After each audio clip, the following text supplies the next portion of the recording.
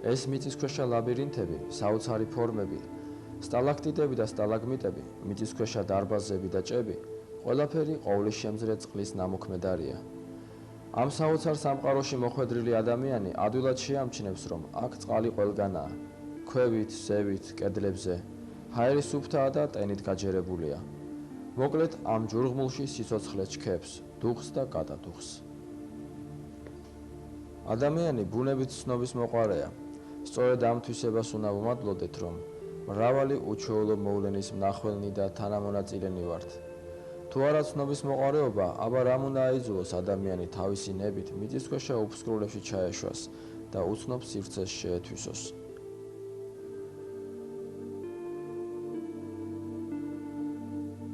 მღვიმეში მუშაობა არ არის ადვილი, მაგრამ საკმაოდ საინტერესოა. ზოგჯერ შეიძლება ფეხი დააგისველდეს და მთლიანად ტალახშიც ამოიგანგლო. მერე რა, ადამიანები ჭეშმარიტებას მხოლოდ ღვინოში კი არ ეძებენ.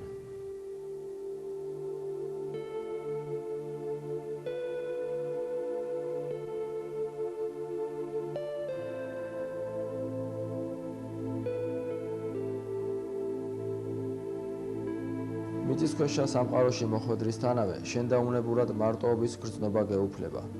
მაგრამ საკმარისია სიჩუმეს ყური დაუგდო, ფხიზლად მიმოიხედო და მაშინვე დარწმუნდები, რომ მარტო არ ახარ. აქ შენთან ერთად მრავალნი არიან. ზოგნი ხილულნი, ზოგნიც უხილავნი. ზოგს 9 ფეხი და 1 თავი აქვს, ზოგს კი პირიქით. ზოგიც კედელზე თავდაყირა კიდია. სპელეოლოგები ღამურებს დიდ პატივს მიაგებენ. ისინი მათ მეგობრებად ითვლებიან. მღვიმეში ღამურას ნახვა იმის ნიშანია, რომ სადღაც ახლოს მიწის ზედაპირზე უნდა იყოს გამოსასვლელი. ეს დაახლოებით იგივეა, როდესაც უკიდეგანო ოკეანეში მეზღვაური თოლიას დაინახავს.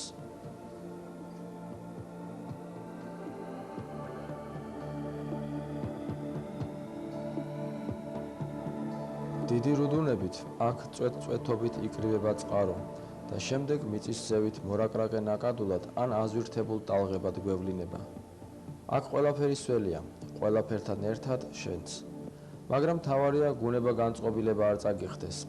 ამ უკანასკნელზე კი პირადად სერიოზულად უნდა იზრუნო. ყველაზე საშინელი აქ მაინც ის არის, რომ ვერავის ვერ შესჩივლებ. მიწის ქვეშეთში ადამიანისათვის ასეთი მდგომარეობა ჩვეულებრივია და აზრი არა აქვს წუწუნს. აქ ყველა ასეა, ზოგი უკეთესად, ზოგიც უარესად. ასე რომ უმჯობესია თავი ბედნიერად ჩათვალო და დამშვიდდე. მიწის ქვეშ მოხვედრის შემდეგ ადამიანს რაღაც დამატებითი შეგრძნებები უჩნდება. ასეთმა არაჩვეულებრივმა გარემომ პანიკამდე რომ არ მიგვიყვანოს, ამისათვის საჭიროა განსაკუთრებული სერიოზულობით არ მიუდგეთ შექმნილ სიტუაციას. ორის მაგივრად უნდა შევიზინოთ 4 თვალი, დაახლოებით ამდენივე ყური. ხელფეხის რაოდენობა კი ჩვეულებრივ 2-2 საკმარისია და რაც მთავარია, არასოდეს არ უნდა დავკარგოთ იუმორის გრძნობა. არასოდეს არ უნდა დავიწყოთ ის ანბანური ჭეშმარიტება, რომ გამოუვალი მდგომარეობა არ არსებობს.